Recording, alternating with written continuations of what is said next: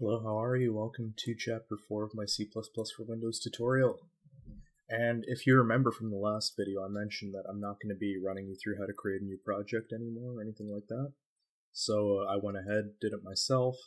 It's titled Celsius Fahrenheit. That's a little hint to what we're doing a bit later on in this video. I just did my source file named source.cpp, keeping the defaults. And I already put in the skeleton structure for our program over here. You know, the IO stream, the namespace thing, and the actual main function. So, today we are going to look a little bit more at data types, but how they're actually used in programming. So, if you're familiar with like high school or even like junior high math, you're probably familiar with the idea of variables. So if you have a formula like y equals mx plus b or something like that, I should put that in comments actually. But you know, like each one of these letters is one variable. You can substitute it with a different number, and that's exactly how it works in programming as well. Because any variable that we define, it can be substituted with any value. And the idea of a variable is that you can change it all the time, hence it has the word vary in it. So, when we're declaring a variable, I think we ran through it a little bit last time actually, very, very briefly when I was looking at constants and how the endline thing works. Essentially, you just put in your data type first, and then the name. I'm just going to format this a bit better. Data type name equals value, semicolon. And it's really just as easy as that. It's just the three things that you need to put in. So, for instance, the first thing we looked at as a data type was an integer. And we know that the short form of an integer is int. So int. And then we can name it, so we can call this int a, just to keep it simple. And then equals, how much does it equal? It equals 0. Why? Because I said so. So we can have multiple variables. Int b equals 1 instead. Int c equals 3, for instance.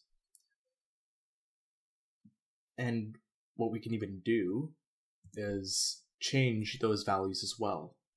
Except when we're changing a value, we don't put the int in front of it. We don't prefix it with that data type because the computer already knows what type of data it's supposed to be.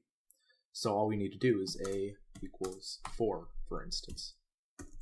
And just to show us that it did change, we can run this. It returns 4 because we changed it on line 10. And if I comment this out, what do we get? We get 0. Why? Because a is 0. Now, there's a whole other way to do this. What we were doing there is called declaring, or initializing a variable and declaring it. These are two different concepts, and essentially, when we're declaring a variable, we're just telling the computer that we are going to use a variable somewhere. So it's going to allocate a bit of memory for it, depending on what type of value it is, right? We were looking at how different bytes and sizes work. So, if I just type int a equals 0, we're also initializing. We're giving a value when it's being created. So it's being initialized. But what if we don't know what the value of a is right away?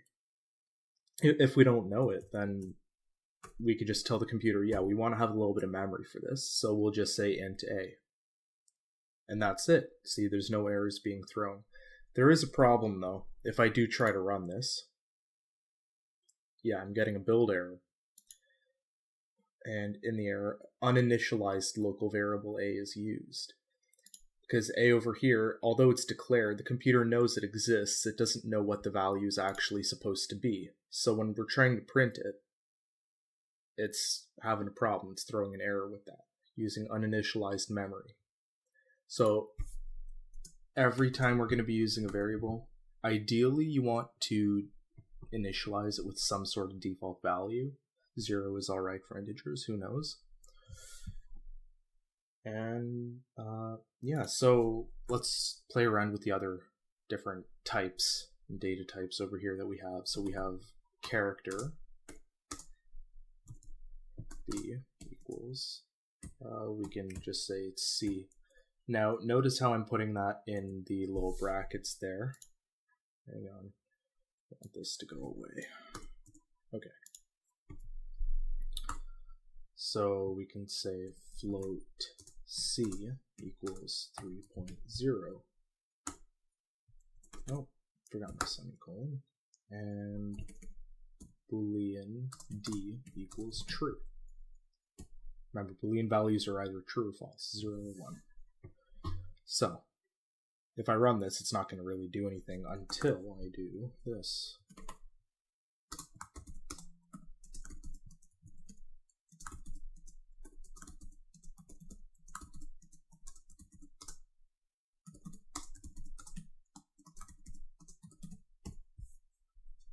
Is this going to work? Of course it is.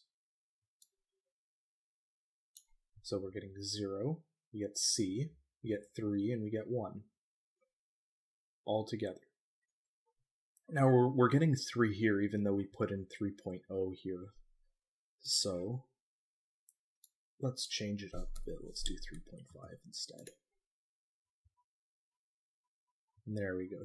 Sure enough, we get 3.5. You'll notice the Boolean value, though, it returns 1 instead of true. Because, well, in the computer, the 1 is true. It's not going to return the actual character as true. Now you also notice with the character, I had to put it in quotes. And that's because we want this to be taken literally. Because you see, we have C down here. Or actually, it'll make more sense if I move it around a little bit. Ah, what's it doing? Oh, I'll just type it back in. Let's say I didn't put that quotation there. Now what's it going to return? Well, if I hover over it, if it decides to work, there we go. It's seeing float C. Why is it seeing float C? Because the line before it, the variable is a float type, and it's titled C. So when I'm initializing B over here with the value C, it's not getting the character C, it's getting whatever values in the C variable. So it's always important that we put these literal types up in the quotes. And that works, no problems. So yeah, let's run over a few of the operators. They're really, really easy. It's your usual math stuff. Plus, minus, times, divide. So plus and minus, pretty obvious. They add, they subtract. The asterisk here, shift 8, is actually what we use as the operator for multiplying. And that's because the X character is an actual letter, regular printable type, so it can get really, really confusing if you're reading all that stuff. And that / there is our divide operator, not to be confused with backslash, which has a completely different use case, which we will eventually run over. But yeah, these are our basic operators that we're using. So I'm going to go ahead and int B equals 3, int C equals 5,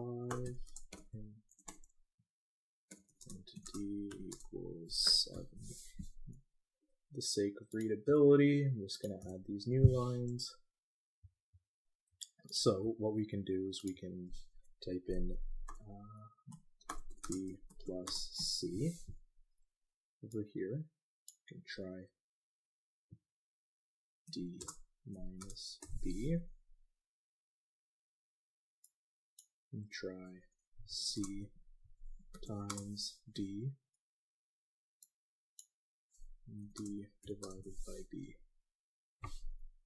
And I'm doing this one specially over here, the division one, because it has a very different behavior than the other ones, and I'll show you why in a second. So if I run this, what do I get? So B plus C, 3 plus 5 is 8, good. D minus B, so D, 7 minus 3 is 4, that's good. 5 times 7 is 35, that's also fine. And the last one, the division operator, d divided by b, so 7 divided by 3. Well, yeah, I mean, 3 goes into 7 2 times, so sure. But there's also a little bit more. It's actually like 2.3333, whatever. And that's the problem when you're dealing with integers that are dividing. Remember, we were talking about how integers, they don't have like a floating point or anything. They don't have a decimal point. It's basically just each bit is equal to 1, and that's it. So you can just keep incrementing. So when we're trying to divide integers, if it sees any decimals after it, if it sees any kind of fractional part, it'll just ignore it. It'll just return the whole value that was given by the computer. So if we want to fix this, we need to do something called casting. And casting is essentially just changing a data type in real time.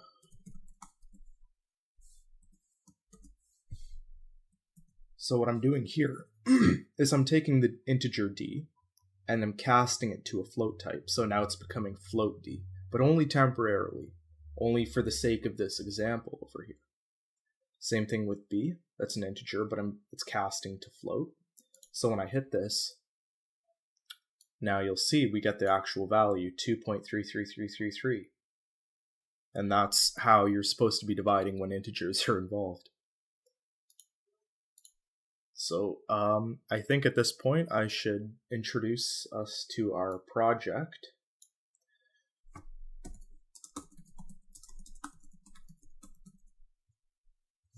Now this is actually an example from the C programming language book by Brian Kernighan and Dennis Ritchie. It's a fantastic book if you ever want to learn how to program like properly and like learn everything there is to learn about the C language. It's not a very long book, it's very dense though, and this was one of the beginner projects that they include in it around this point when you learn about variables and operators and all that other stuff. So what we're going to be doing is we're going to take a Celsius value and we're going to convert it to Fahrenheit. And I'm going to run you how to do this one on myself. And then I'm going to ask you as your homework to change it from Fahrenheit to Celsius, if that sounds all right. So you're going to be changing a little bit of math. It's not very difficult math. I'm giving you the formula for everything. So hopefully you shouldn't have too much trouble with it. And yes, I will be providing a solution in the next video. So first thing we want to do, we need to initialize our variables for Celsius and Fahrenheit. So int c, int f. Sorry, we need to declare the variables, not initialize them. We can initialize these with the values that we want to add. So as our default, we're just going to give it 0. And now the formula for doing the actual conversion looks something like this. Fahrenheit equals, move that around for formatting, 9 divided by 5 Celsius plus 32. And you know, we can actually port this over really, really easily. So, look at this. You just have the F, and then look, 9 divided by 5 times C, because we need to be verbose about it, plus 32. And what will this give us? Should give us 32. Oh, I forgot to include a print statement.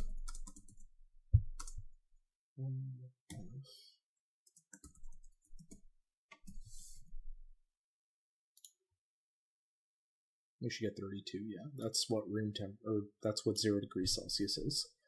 But we're going to run into a problem here. There's a huge problem with this, and you'll see.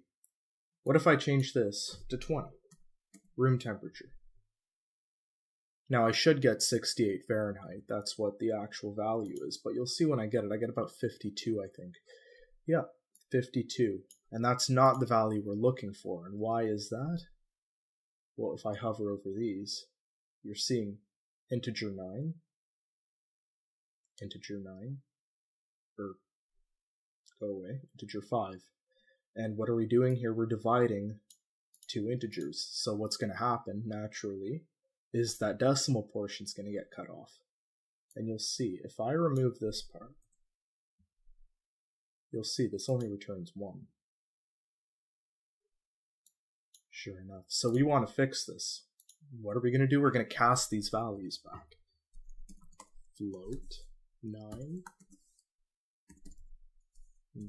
float 5.